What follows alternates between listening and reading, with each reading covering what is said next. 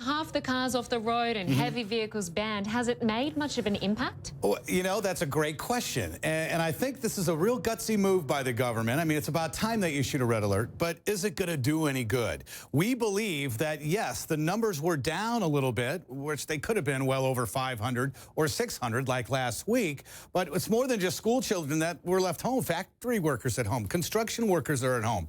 But if the smog numbers, even with this red alert in effect, continue to be over 500 or 600, maybe there's just too much growth in the city and there has to be real drastic measures taken. Let's take a look at our current numbers. Again, last week we were over 600 and therefore the red alert went into effect. It's the second day now and it'll last until noon on Thursday. Right now we're at 306. That's still hazardous. Now, when you look at the day yesterday, there was a brief time it was just very unhealthy. It's hard to believe we're even speaking like this, but it did reach 400.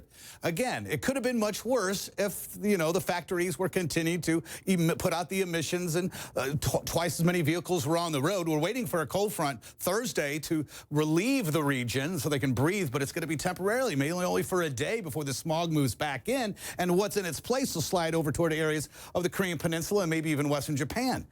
It's also a wonder, why just Beijing? Will they extend this red alert to all the other cities in Burgundy here? Look at this. We've got 500, 500, 500. This is 851. I mean, there's 600s in here. So, again, it's not just Beijing. There's millions and millions of people here that are watching. And I tell you, those numbers are going to really increase for smog. You get into areas of Seoul. We're going to be watching that. Let's talk about New Delhi for a while, because the last couple of days we were talking about it's their turn to implement some sort of an alert system. And I read an article just today that says some government officials want to do that at the beginning of next year. Look, Beijing, yeah, sure, we always talk about them, but New Delhi is noted as the most polluted city in the world from the World Health Organization, and they've got their problems too. When you talk about the number of registered vehicles in the capital, New Delhi, in the last decade, they've tripled.